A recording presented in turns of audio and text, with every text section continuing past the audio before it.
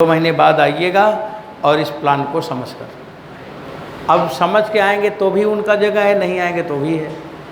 अब उतना दिन तक अपना आराम से किसी गुफा उफा में बैठते हैं जाके, और इसके बाद समझते हैं कि क्या होना है, और सारा प्लान बना के ले आएंगे। सारे लोग बैठ जाएंगे, मैथमेटिकल वाला बैठ जाएगा और उसको वो बोलेगा कि तुम ये चीज़ करना है, कैलकुलेशन करके बताओ, कैलकुलेशन करके बताओ।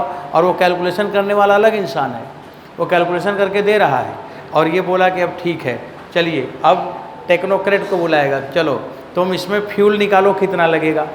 अब इसके बाद अगले को बुलाएगा, चलो तुम डिज़ाइन करो और सारा चीज़ सेट करो, लॉन्च करो, हो गया तैयारी, हो गया सवाल। बहुत इजी होता है, बहुत इजी होता है। आप फिजिक्स को जैसे पढ़ रहे हो ना, ऐसे सब लगता है।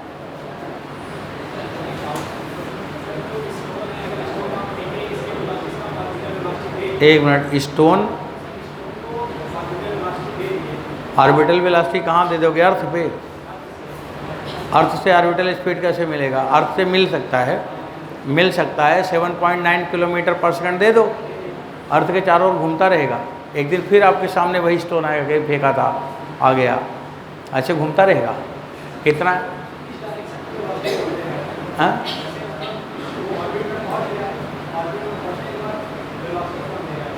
हाँ, अच्छा अच्छा।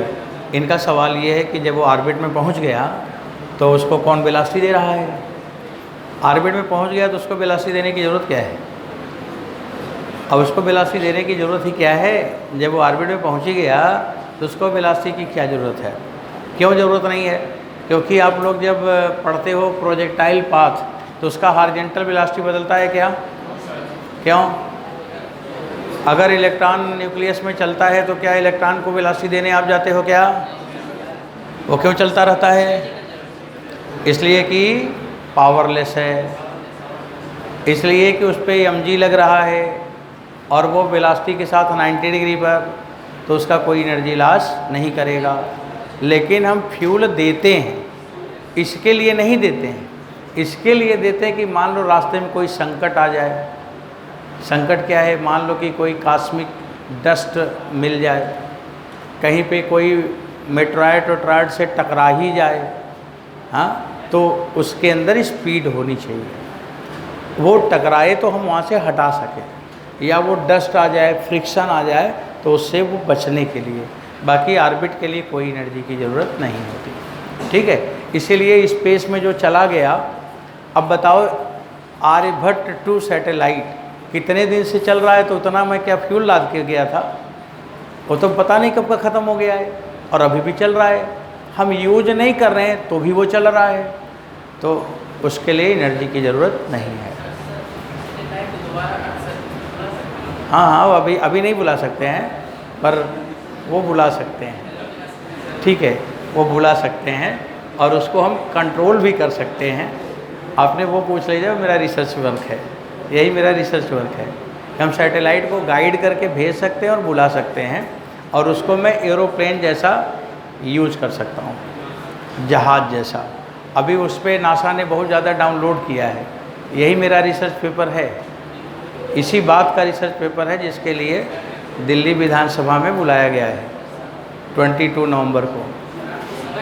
आईटी दिल्ली में जाएंगे पहले, आईटी दिल्ली में वहाँ पे डिस्कशन होगा। मेन वही कार्यक्रम है, वहीं पे जाके वहाँ पे बताना है उन लोगों को मैंने जो भी किया है, उसका प्रोजेक्ट सब दिखाना है। और फिर इसके बाद वहाँ से दिल्ली विधानसभा में जाना है और वहाँ का जो राज्यपाल है उससे मिलना है। तो वही के लिए बुलाया गया है।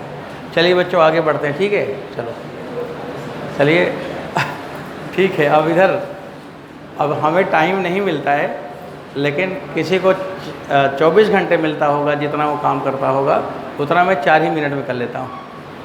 ये बॉडी की एफिशिएंसी है, क्योंकि मेरा मन में कोई नया चीज़ आता नहीं, पढ़ाई लिखाई यही सब की बात कुछ आता नहीं, मेरे को कुछ नहीं पता है। अगर कोई मेरे को बताएगा कि मेरे यहाँ शादी ब्याह है इस डेट को, तो मैं भूल जाता हूँ। फिर मेरे को बोले, अरे मेरे को तो याद ही नहीं था। अगर मेरे को मेरी अपनी ही दवा लेना हो तो मैं भूल जाता हूँ, और मेडिसिन हमें अपना ही लेने के लिए नहीं ले पाता हूँ, और बीमार होते होते ठीक भी हो जाता हूँ। और खड़े होकर दुकान पे दवा नहीं ले पाता, भूल जाता हूँ। मतलब ऐसा नहीं कि समय नहीं है, समय तो दिन भर रहता है, खाली तो रहता हूँ, कोई काम थोड़ी मेरे पास, लेकिन भूल जाता हूँ। इसलिए कि जब भी मैं होश हवास में रहता हूँ कुछ न कुछ सोचता ही रहता हूँ। यहाँ से पढ़ा के जाऊँगा तो जब आपको पढ़ाया रहता हूँ तो वही कुछ सोचता रहता हूँ, कुछ नया नया सोचता हूँ तो किताब लिख देता हूँ। अभी किताब भी आने वाली है एक आध हफ्ते में, नीट वालों के बच्चों के लिए, फिर आईटी की आएगी, ऐसे सब। चलो आगे, हमने कुछ नहीं किया, आपको बहुत कुछ करना है। चलिए बच्चों, गो फॉर नेक्स्ट। अब बात नहीं, टाइम घट रहा है, टाइम बर्बाद कर ही दिए ना कहानी सुनकर। अब ये टी का मान आ गया। चलो यहाँ थोड़ा सा एक लाइन लिख लेता हूँ। अब मेरे को यहाँ पे ये बताने जाना था कि जीएसएस, जियो स्टेशनरी सैटेलाइट क्या है और कहाँ पे छोड़ा गया, कितनी ऊंचाई पे, आप एच निकाल सकते हो, वही सब थोड़ा बताना था। चलिए एक लाइन ज़रा लिख लो। बच्चों पढ़ते समय बात मत किया करो, नहीं मैं और बात करना चाहता हूँ। चलो बताओ, जीएमई की वैल्यू, बात नहीं, GRE square 12 into RE plus H का पावर 3y। अब यहाँ पे ये वाला बात हो गया।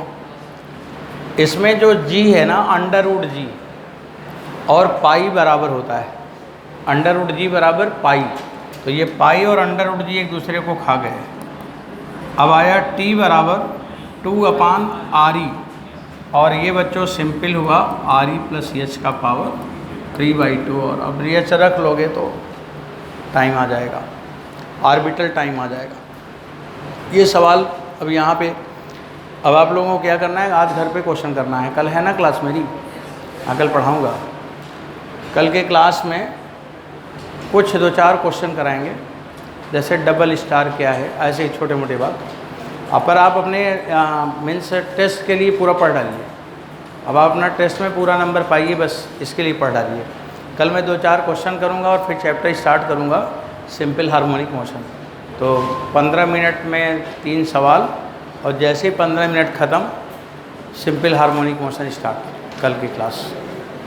ठीक बच्चों, ओके।